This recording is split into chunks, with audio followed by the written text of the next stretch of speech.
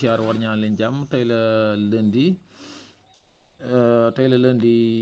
14 octobre 2024 ñu ngi ci 19h15 ñu ñëw ci xibaar yi fii ci Guyaar Sarr TV.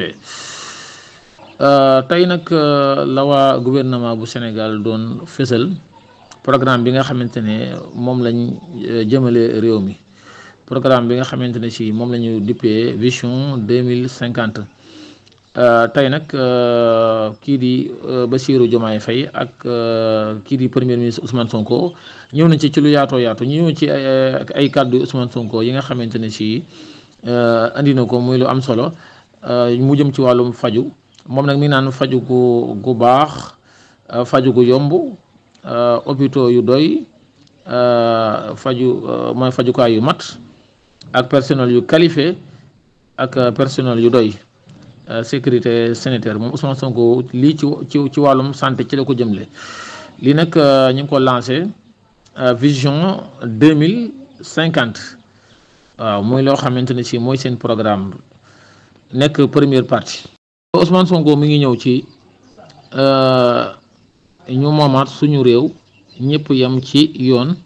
ñëpp tolloo ci réew mi Sénégal bu bees Sénégal bu neex réewu teraanga dëgg. ci dundu gu yomb dundu gu sell dundu gu baawaan réew gu am naataange sécurité alimentaire lii tamit premier ministre bi ñëw na ci. moom ba tey premier ministre ñëw na ci kaaraange bu wóor ci nit ku ne ci gox bu ne ci suñuy frontière ci suñu géej ak ci jaww ji waaw moom de fësal na lu mel ni moom premier ministre ci kaaraange. premier ministre ñëw na ci njàng mi. njàng mu baax njàng bu sell njàng bu méngoo ak sunu moomeel sunu ameel la bëgg a wax sunu gëm-gëm tamit sunu aada njàng métier bu wóor école yu baax école yu set li tamit premier ministre ñëw na ci. ministre ñëw na ci usine yu baawaan ndaw yëpp am liggéey am payoor yu baax ñu former leen. jigéen ci bi ñu formé leen 1 million xëy ci géej gi 3 millions xëy ci tabax réew mi 1 million xëy ci transformation suñu ressource naturelle